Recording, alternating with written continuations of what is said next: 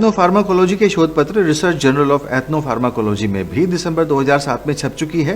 Report में लिखा गया है कि हवन के द्वारा न सिर्फ मनुष्य को नुकसान पहुंचाने वाले बैक्टीरिया का भी नाश होता है, बल्कि वनस्पतियों एवं फसलों को नुकसान पहुंचाने वाले बैक्टीरिया का भी नाश होता है, जिससे फसलों में रासायनिक खाद का प्रयोग कम हो सकता है।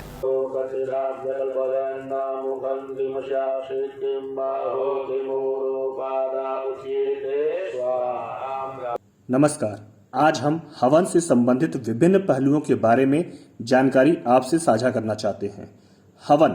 हवन शब्द आते ही एक दृश्य सामने आता है जिसमें हवन कुंड, विद्वान और व्यक्तियों का समूह बैठा होता है और मंत्र के उच्चारण के साथ स्वाहा करते हुए हवन सामग्री की आहुति अग्नि कुंड में डाली जाती है।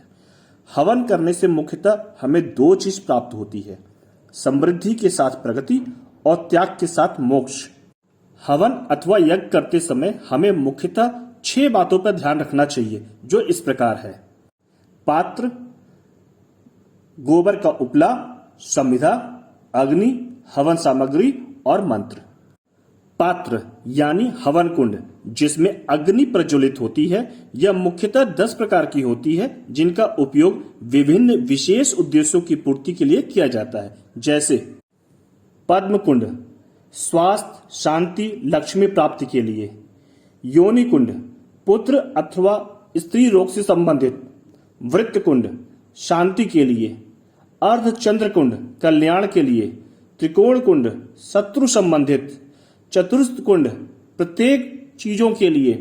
षष्ठकोण कुंड मनोवैज्ञानिक विकार के लिए और अष्टकोण कुंड अच्छे स्वास्थ्य के लिए। काउ डंग केक जिसे गोहरी या उपला भी कहा जाता है, इसमें ध्यान रखना चाहिए कि यह गाय के गोबर से ही बना हो। समिधा ने जब हवन पर रिसर्च की तो उन्हें पता चला कि हवन में प्रयोग होने वाली आम की लकड़ी जब जलती है तो फॉर्मिक एल्डिहाइड नामक गैस उत्पन्न होती है, जो कि खतरनाक बैक्टीरिया और जीवाणुओं को मारती है तथा वातावरण को शुद्ध करती है। इस रिसर्च के बाद ही वैज्ञानिकों को इस गैस और इसे बनाने के तरीके का पता चला। गुड़ को जलाने पर भी यही गैस उत्पन्न होती है। समिधा हवन में उपयोग की जाने वाली लकड़ी को समिधा कही जाती है। प्रत्येक ग्रह, राशियां, नक्षत्र किसी न किसी पेड़, पौधे अथवा जड़ी बूटी से संबंधित होते हैं, जिनका उपयोग या तो हम उनकी शांति के लिए अथवा उनसे संबंधित लाभ के लिए हम करते हैं। अगर हम ग्रहों की बात करते हैं तो सूर्य से संबंधित आग, बेल, काले मिर्च। चंद्र से संबंधित ढाक, फिरनी, पलाश। मंगल से संबंधित खैर, आंवला, अश्वगंधा। बुध से संबंधित अपामार्ग, भृंगराज। गुरु से संबंधित पीपल, केला। शुक्र ग्रह से संबंधित गूलर, अनार, पारिजात। शनि से संबंधित समी, गूगल, बादाम। राहु से संबंधित दुर्वा, चंदन, नारियल और केतु ग्रह से संबंधित कुश है। जैसा हम सभी जानते हैं 12 राशियां होती हैं और 27 + 1 नक्षत्र होते हैं। प्रत्येक राशि और नक्षत्र का विवरण यहां देना संभव नहीं है। अग्नि जन्म से मृत्यु तक अग्नि का अपना महत्व है। अग्नि के रूप 7 प्रकार के होते हैं, जो इस प्रकार से हैं। काली, कराली, मनोजवा, सुलोहिता, सुदुर्मर्ना, स्फुल्गिनी, विश्वदरा। हवन सामग्री अनुसंधान संस्थान लखनऊ के वैज्ञानिकों ने भी इस पर एक रिसर्च की। क्या वाकई हवन से वातावरण शुद्ध होता है और जीवाणु नाश होता है अथवा नहीं? उन्होंने ग्रंथों में वर्णित हवन सामग्री जुटाई और जलाने पर पाया कि ये विषाणु नाश करती है।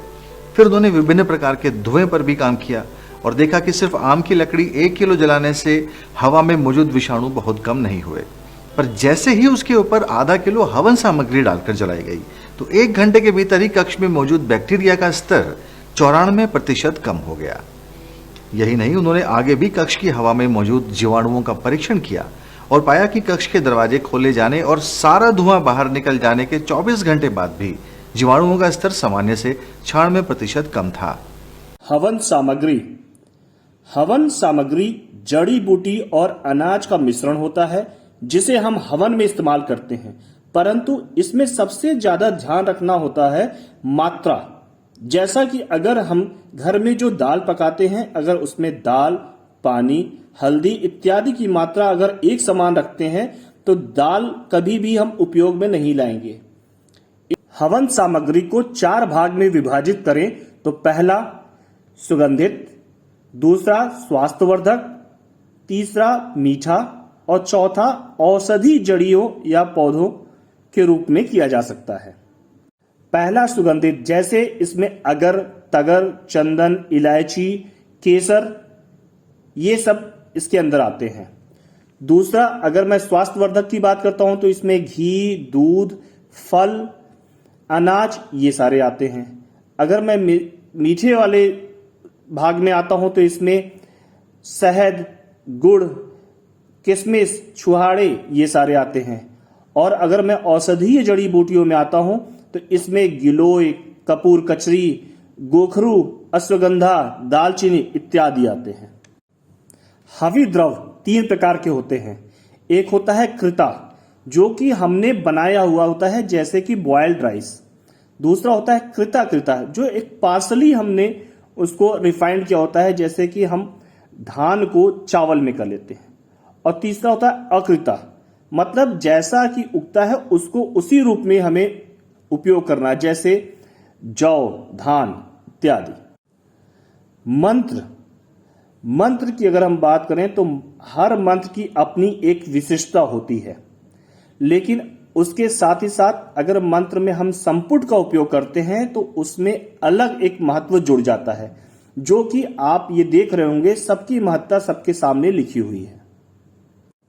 हवन या यज्ञ क्यों किया जाता है? इसके निम्न कारण हो सकते हैं। समृद्धि के लिए, शांति के लिए, खुशियों के लिए, स्वास्थ्य के लिए, रोग की रोकथाम के लिए, सुरक्षा के लिए, दिवंगत आत्मा की मुक्ति के लिए, आध्यात्मिक वृद्धि के लिए, बुरे प्रभाव की समाप्ति के लिए, संतान की भलाई के लिए, व्यापार और नौकरी के लिए, शत्रुओं से संबंधित विषय के लिए, विश्व शांति के लिए, सामुदायिक लाभ के लिए और पापों से मुक्ति के लिए। किसको हवन करना चाहिए?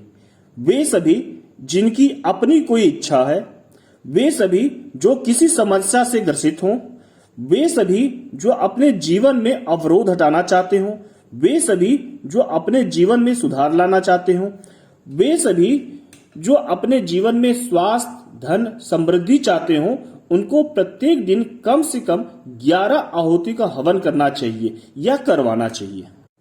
हवन का उद्देश्य क्या है? आध्यात्मिक और अनुष्ठान पूर्ति के लिए। स्वार्थी नहीं रहना चाहिए, समाज के साथ समाज में रहने का कर्तव्य भी करना चाहिए। साथ में ही सुख है। वातावरण की सुरक्षा के लिए। रोग उत्पत्ति के 3 मुख्य कारणों को भी हवन नियंत्रित करता है, जैसा पहला, खाद्य पदार्थों से फैलने वाले रोग को।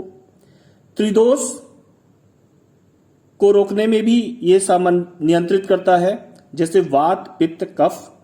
तीसरा, रोगजनक रोगाणुओं से। रोगजनक रोगाणुओं को कृमि भी कहते हैं। कृमि 2 प्रकार के होते हैं। पहला दृष्टि, जिसको हम अपनी नंगी आंखों से देख सकते हैं, और दूसरा अदृष्ट, जिसको हम आसानी से देख नहीं सकते। वायु प्रदूषण से स्वास्थ्य पर प्रभाव। कई गैसेस इसमें इस प्रकार से हैं जिससे संबंधित कई रोग होते हैं, जैसे अगर मैं पहला कहूं कार्बन मोनोऑक्साइड। इससे आपको चक्कर आना, सांसों में तकलीफ, जी मचलाना, सिर दर्द, ये सारे इसके द्वारा आते हैं। दूसरा है लेड, जिसमें किडनी डैमेज, रिप्रोडक्टिव सिस्टम का डैमेज, नर्वस सिस्टम का डैमेज हो सकता है। तीसरा आता है ऑक्साइड ऑफ नाइट्रोजन, जिसमें वायरल इन्फेक्शन जो होते हैं उसमें बढ़ोतरी होती है, लंग्स में इरिटेशन होता है, श्वास संबंधित प्रॉब्लम आ सकती है, चेस्ट संबंधित प्रॉब्लम आ सकती है, सिर दर्द हो सकता है। चौथा कारण होता है ओजोन, जो कि श्वसन रोग से संबंधित होता है, मेंटल एक्टिविटी को रिड्यूस कर देता है, वो इम्यून सिस्टम आपका कमजोर कर देता है, आंखों में जलन होती है, श्वसन रोग में बढ़ावा देता है, पांचवा होता है सल्फर डाइऑक्साइड, जो हार्ट से रिलेटेड, लंग से रिलेटेड और रेस्पिरेटरी रिलेटेड को भी बढ़ाता है। फिर इसके बाद होता है PM10, जो कि आपकी श्वसन रिलेटेड, अस्थमा से रिलेटेड, ब्रोंकाइटिस, ये सबको बढ़ाता है। इस प्रकार से आपने देखा वायु प्रदूषण हमारे स्वास्थ्य के लिए कितना हानिकारक है। हम घर के बाहर के वायु प्रदूषण पर उतना नियंत्रण नहीं कर सकते, परंतु घर के अंदर के प्रदूषण पर तो अपना नियंत्रण जरूर कर सकते हैं। क्या हम जानते हैं घर के अंदर का वायु प्रदूषण 2 से 5 गुना तक बाहरी वायु प्रदूषण से ज्यादा हानिकारक होता है। घर में सबसे ज्यादा प्रभावित कौन होता है? हमारे घर के वृद्ध, प्रेग्नेंट वुमेन, वो व्यक्ति जिसको पहले से कोई बीमारियां हैं, बच्चे, और अगर हमारा घर किसी अंडर कंस्ट्रक्शन बिल्डिंग के पास में है तो सारे घर के फैमिली मेंबर। प्रमुख कारण जिनके द्वारा घर के अंदर वायु प्रदूषण होता है,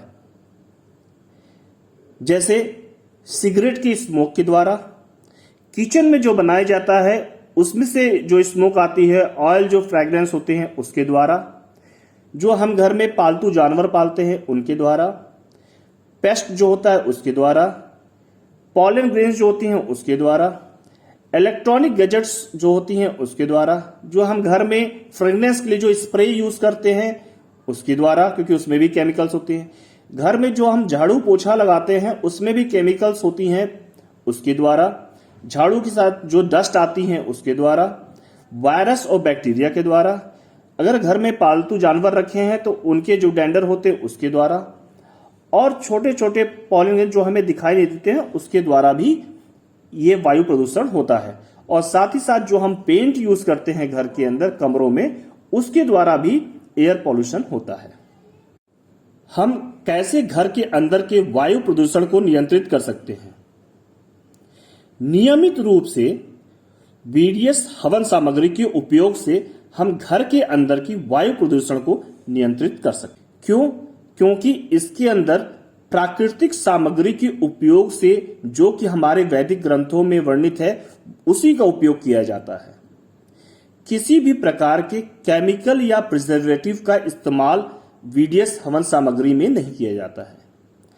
कोई भी कृत्रिम या आर्टिफिशियल सामग्री का उपयोग बेहतर रंग या सुगंध के लिए VDS हवन सामग्री में नहीं किया जाता। प्राकृतिक सामग्री के अनुपात का सख्ती से पालन होता है, जो कि वैदिक ग्रंथों में वर्णित है। जैसा हम सब जानते हैं, प्रत्येक मनुष्य अपने आप में विशिष्ट होता है और दूसरों से संबंधित नहीं होता है।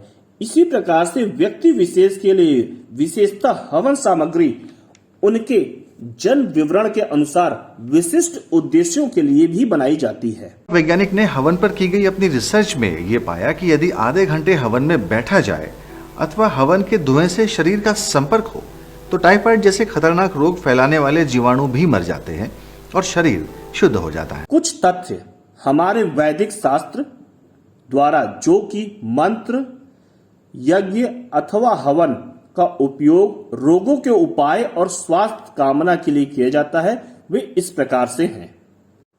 अथर्ववेद के अनुसार ट्यूबरकुलोसिस की रोकथाम किस प्रकार की जाती है, वो इसमें दिख रही है।